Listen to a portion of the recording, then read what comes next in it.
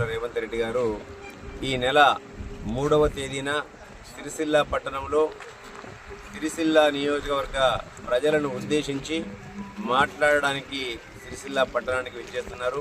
Parliament ఎలక్షన్లో ఎవరైతే వెలిచాల రాజేందర్ రావు Karimnagar constituency నుంచి పార్లమెంట్ అభ్యర్థిగా పోటీ చేస్తున్నందున వారిని గెలిపించాలని కోరుతూ సిరిసిల్ల పట్టణంలో ఈ నెల 3వ తారీఖున పెద్ద ఎత్తున జన సమీకరణ చేసి కని విని ఎరగని రీతిలో సిరిసిల్ల పట్టణానికి శ్రేణులందరూ కూడా తరలి రావాలని మేమందరం కూడా విజ్ఞప్తి చేస్తున్నాం. ఏదైతే గౌరవ ముఖ్యమంత్రి గారు ఇచ్చిన మాట ప్రకారం తెలంగాణలో కాంగ్రెస్ పార్టీ అధికారంలోకి రాగానే 6 గ్యారెంటీలు ఏ విధంగా ప్రకటించి ఎలక్షన్లకు ముందు అమలు పరిచిన ఘనత గౌరవ ముఖ్యమంత్రి గారికి దక్కింది. అదే మాదిరిగా దేశంలో కూడా తెలంగాణలో ప్రజలు ఏ విధంగా మార్పు కోరుకొని బీఆర్ఎస్ ప్రభుత్వానికి